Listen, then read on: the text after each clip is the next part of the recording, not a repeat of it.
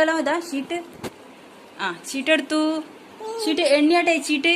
1 1 2 3 3 കഴിഞ്ഞ 7 അല്ല. 3 4 5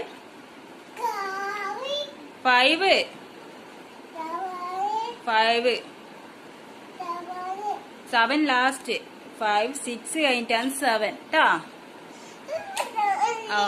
ഭയങ്കര വാശി. അപ്പം മറ്റേയാളെ ഞാൻ കുറച്ച് ഡയറികൾ എഴുതിപ്പിക്കാൻ വേണ്ടിയിട്ട് അപ്പുറം എത്തിയിട്ടുള്ള അവിടെ നിന്ന് ഇവനെ കൂട്ടിയിട്ട് വന്നതിൻ്റെ ദേഷ്യത്തിലാണ് ഇപ്പോൾ ഉള്ളത്.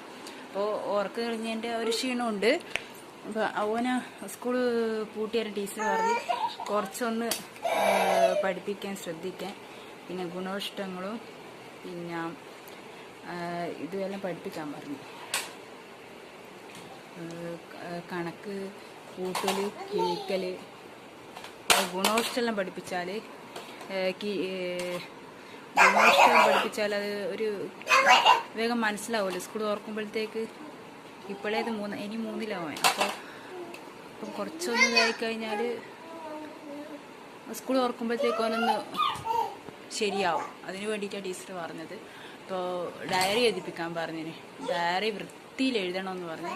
എൻ്റെ കൈയക്ഷരെല്ലാം മോശമാണ്. അപ്പോൾ അതുകൊണ്ടുള്ള അത് ഓനെ ആടെ ആക്കിയിട്ട് ഞാൻ ഇവനെ ഈടെ പൂട്ടിയിട്ടില്ല. അപ്പോൾ അവനെ അവിടെ പഠിപ്പിക്കാൻ വിടൂല. പഠിക്കണമെങ്കിൽ പിന്നെ ഇവൻ നിൽക്കൂല. അപ്പോൾ ഞാൻ ഓനെ അപ്പറാക്കിയിട്ട് ഇവനെ പൂട്ടി വെച്ച്.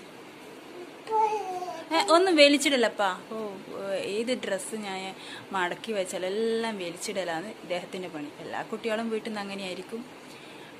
കുട്ടികൾ കുട്ടികളൊന്ന് വലുതാകുന്നവരെ നമുക്കൊരു ഇതായിരിക്കും. അവർ ഒരു 5-6 വയസ്സാകുന്നവരെ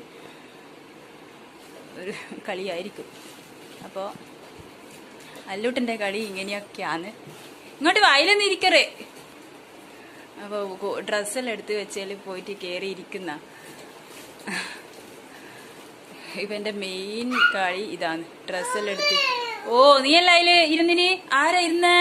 അപ്പോൾ ഡ്രസ്സെല്ലാം ഇവരെ മാറ്റി മാറ്റി വെച്ച് കഴിഞ്ഞാലും ഇവനെല്ലാം വലിച്ച് വാരിയിട്ട് പുറത്തിടും. എന്നിട്ട് ഒരു ഡ്രസ്സ് എടുത്തിട്ട് അമ്മ, അച്ഛ, ഏട്ടാ എന്നൊക്കെ പറഞ്ഞിട്ട് വേർതിരിച്ച് വെക്കും.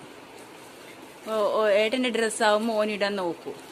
ഓന് വേണമെന്നായിരിക്കും. അപ്പോൾ ഇടാൻ വേണ്ടിയിട്ട് ശ്രമിക്കും. അല്ലേ അല്ലൂട്ടാ? അങ്ങനെയല്ലേ വീണ് കൊടുക്കും.